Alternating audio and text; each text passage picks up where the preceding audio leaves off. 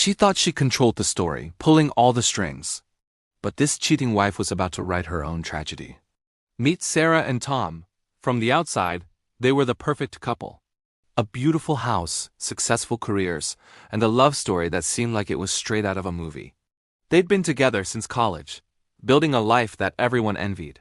But behind the closed doors of their pristine home, a different story was unfolding. Sarah felt a growing sense of boredom, a restlessness that gnawed at her day and night.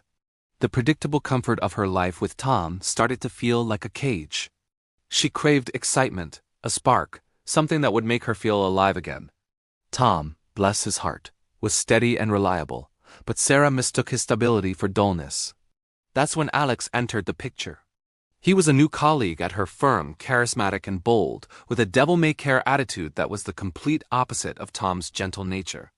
Their conversation started innocently enough, just work talk and casual lunches.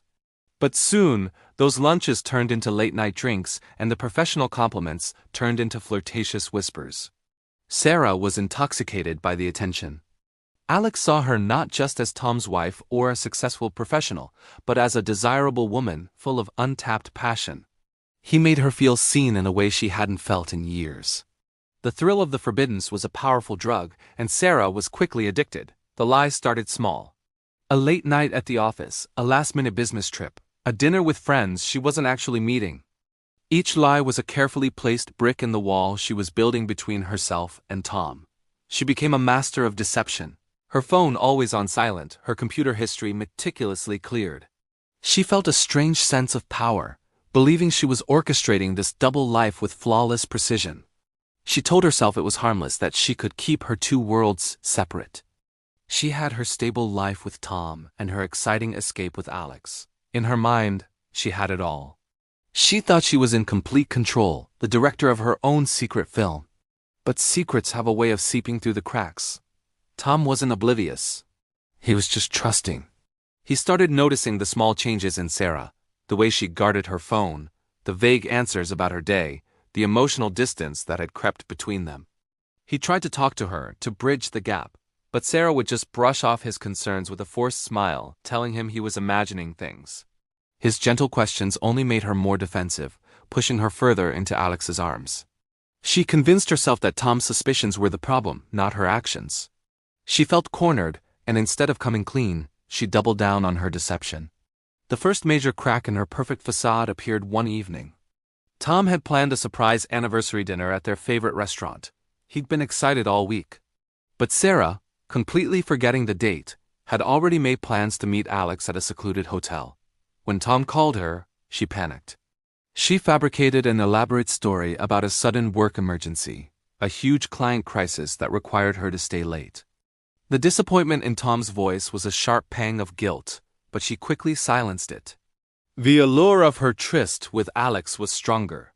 As she hung up, she felt a flicker of unease, a sense that the threads of her lies were starting to tangle. But she pushed it away, convincing herself she could smooth it all over later. The turning point came from an unexpected source. Sarah's younger sister, Emily, had always looked up to her.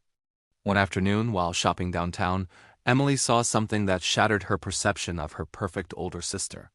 She saw Sarah, hand in hand with Alex, laughing as they entered a boutique hotel.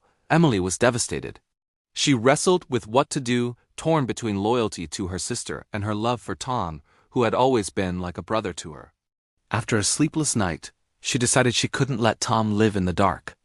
She gently told him what she saw, her voice trembling. For Tom, it was the final heartbreaking confirmation of the fears he had been trying to suppress for months. The confrontation was explosive. Tom waited for Sarah to come home that night. The moment she walked through the door, humming a cheerful tune, she saw his face and knew her carefully constructed world was about to collapse. The evidence was undeniable. Tom wasn't yelling. His voice was quiet, laced with a pain that was far more terrifying than rage. He didn't ask why. He just laid out the facts, the lies, the betrayal. For the first time, Sarah couldn't talk her way out of it. She saw the full extent of the devastation she had caused. The man who had loved her unconditionally was broken, and she was the one who had shattered him. In a desperate attempt to salvage something, she ran to Alex, expecting him to be her safe harbor. She imagined them starting a new life together, free from the wreckage of her marriage. But the Alex she found was not the romantic hero of her fantasy. When she told him she'd left Tom for him, his charismatic smile vanished. He grew cold, distant. "I thought we were just having fun," he said, shrugging. "I never signed up for this level of drama."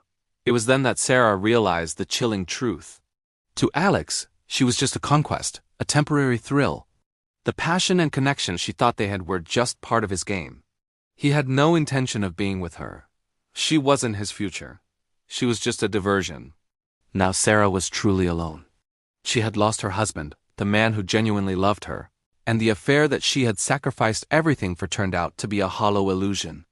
Her perfect life was in ruins, and she was standing in the middle of the rubble. She had chased a fleeting fantasy and in the process destroyed her own reality. She moved into a small, empty apartment, a stark contrast to the warm home she once shared with Tom. The silence was deafening, filled only with the echoes of her mistakes. Her friends, caught in the middle, grew distant. Her family, especially Emily, struggled to look at her the same way. The tragedy wasn't just losing her husband. It was the brutal realization of her own self-deception. She thought she was the clever puppet master, but she was just a puppet in her own tragic play, her strings pulled by a craving for cheap thrills and a profound misunderstanding of what truly mattered. She had mistaken stability for boredom and a fleeting infatuation for true love. She wrote the story, cast the characters, and directed every scene, all leading to a final act where she was left with nothing. A self-inflicted tragedy, a story of a woman who had everything and threw it all away for a lie. She thought she controlled the narrative, but in the end, her actions wrote a devastating conclusion she never saw coming. Thanks for watching. If you found this story compelling, don't forget to like, share, and subscribe for more tales of life's unexpected turns. We'll see you in the next one.